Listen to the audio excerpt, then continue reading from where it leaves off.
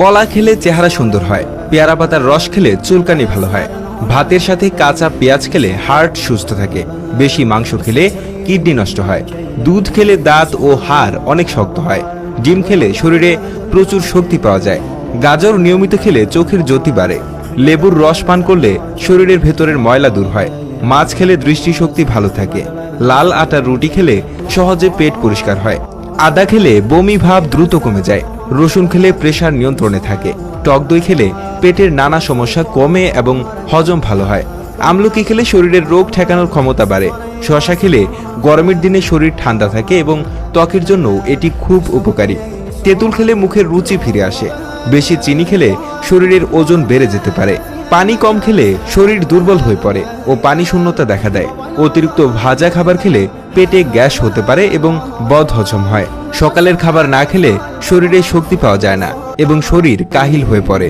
বেশি চা বা কফি খেলে রাতে ঘুম কম হয় এবং অস্থিরতা বোধ হয়, খেজুর খেলে শরীরে তাড়াতাড়ি শক্তি আসে এবং ক্লান্তি দূর হয়, মধু খেলে গলার খুশখুশানি কমে এবং ঠান্ডা লাগলে আরাম পাওয়া যায়, বাদাম খেলে স্মৃতিশক্তি ভালো থাকে এবং মস্তিষ্কের স্বাস্থ্য উন্নত হয়, পেঁপে হজম করতে সাহায্য করে এবং কোষ্ঠকাঠিন্য দূর করে, লাউ খেলে শরীর ঠান্ডা থাকে এবং মূত্র পরিষ্কার হয় যা কিডনির জন্য ভালো, করলা খেলে দেহের চিনির মাত্রা ঠিক থাকে, বিশেষ করে ডায়াবেটিস রোগীদের জন্য উপযোগী, ডালিমের রস খেলে ত্বক উজ্জ্বল হয়, তরমুজ খেলে শরীরে পানির অভাব পূরণ হয় এবং গরমকালে শরীর সতেজ থাকে, মিষ্টি কুমড়া চোখের জন্য খুবই উপকারী কারণ এতে ভিটামিন এ থাকে, সজনে ডাঁটা খেলে হাই প্রেশার কমে এবং শরীরে ব্যথা উপশম হয়।